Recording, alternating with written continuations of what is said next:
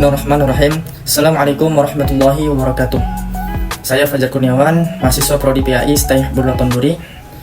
Di sini saya mendapatkan tugas video mata kuliah Administrasi dan Supervisi Pendidikan yang diampuh oleh dosen Bapak John Helmi MP.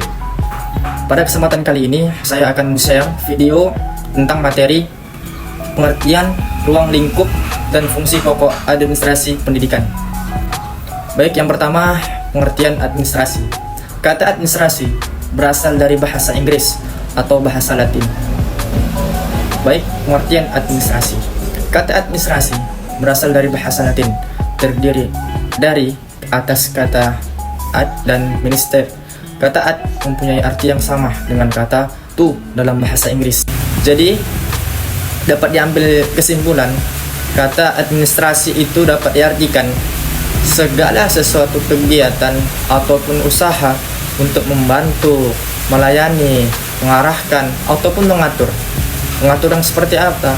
Mengatur agar semua kegiatan-kegiatan tadi itu berjalan dengan sesuai dengan tujuan yang dicapai. Tadi sudah dijelaskan tentang administrasi, maka kemudian kita jelaskan apa itu administrasi pendidikan. Administrasi pendidikan adalah segenap proses pengarahan dan pengintegrasian segala sesuatu, baik perorangan, spiritual maupun material, yang bersangkut paut dengan pencapaian tujuan pendidikan. Dapat diambil kesimpulan bahwasanya administrasi pendidikan adalah suatu proses keseluruhan kegiatan bersama, bukan perorangan, tapi antar dua individu lebih dalam bidang pendidikan yang meliputi perencanaan, pengorganisasian, pengarahan, pelaporan, pengkoordinasian, pengawasan, dan pembiayaan dengan menggunakan atau memanfaatkan fasilitas yang tersedia, baik di sekolah, baik di kampus, maupun di kantor-kantor yang sedang melaksanakan supervisi. Oke, kemudian kita memasuki beberapa unsur-unsur pokok di dalam administrasi. Yang dimaksud ialah yang pertama adanya sekelompok manusia, yang kedua adanya tujuan yang hendak dicapai, kemudian yang ketiga adanya tugas atau fungsi yang harus dilaksanakan, yang keempat adanya peralatan dan perlengkapan yang diperlukan. Yang pertama adanya sekelompok manusia, sedikitnya 2 orang. Kalau ini terjadinya cuma 1 orang, maka tidak akan terjadinya supervisi pendidikan atau administrasi pendidikan. Maka diperlukannya 2 orang atau lebih, bisa 2, 3, 4 dan seterusnya. Oke, yang kedua adanya tujuan yang hendak dicapai bersama. Tujuan yang seperti apa? Yaitu tujuan yang baik, tujuan untuk memajukan institusi yang sedang dijalankan oleh administrasi pendidikan. Kemudian yang ketiga adanya tugas atau fungsi. Tugas atau fungsi ini bisa mengawasi, melaksanakan proses pendidikan dengan memantau, memeriksa serta mengendalikan setiap kegiatan yang ada. Kemudian menilai apa? Menilai hasil yang telah dicapai dan proses yang sedang berlaku. Oke, lanjut. Yang keempat adanya peralatan dan perlengkapan yang diperlukan. Nah, ini merupakan faktor pendukung dari administrasi pendidikan itu berjalan dengan lancar dan efisiensi.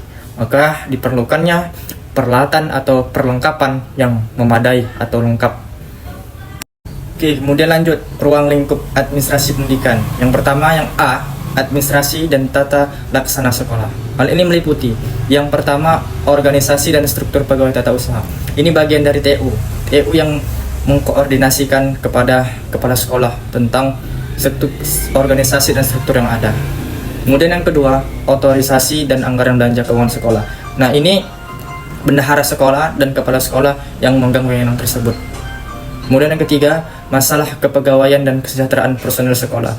Ini biasanya di sekolah dasar negeri ini pegawai negeri sipil. Nah, mereka itu dengan memanfaatkan administrasi pendidikan ini untuk menunjang kader mereka. Yang contohnya golongan A ini bisa menjadi golongan B atau golongan C atau golongan 2A, seperti itu. Oke, lanjut. Yang keempat, masalah perlengkapan dan perbekalan. Nah, kemudian yang kelima, keuangan dan pembukuannya. Yang keenam, korespondensi atau surat menyurat. Yang ketujuh, laporan-laporan atau bulanan, baik itu laporan-laporan baik itu bulanan, kuartalan, dan tahunan. Yang kedelapan, masalah pengangkatan, pemindahan, penempatan, dan pemberhentian pegawai. Yang kesembilan, pengisian buku pokok, paper, rapor, dan sebagainya. Nah, ini masalah-masalah yang terjadi ini bisa didiskusikan antara guru dan kepala sekolah atau komite sekolah yang ada di sekolah tersebut.